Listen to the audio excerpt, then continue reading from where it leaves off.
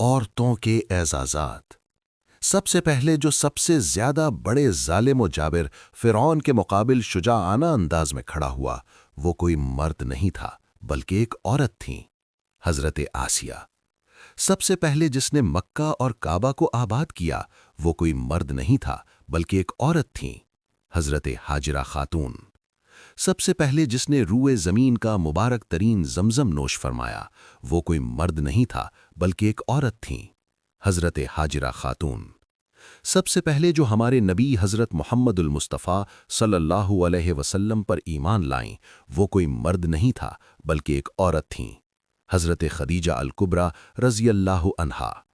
سب سے پہلے جس کا خون اسلام کی راہ میں بہایا گیا اور شہید ہوا، وہ کوئی مرد نہیں تھا بلکہ ایک عورت تھیں، حضرت سمیہ رضی اللہ عنہا۔ سب سے پہلے جس نے اپنا مال اسلام کی راہ میں دیا، وہ کوئی مرد نہیں تھا بلکہ ایک عورت تھیں، حضرت خدیجہ الکبریٰ رضی اللہ عنہا۔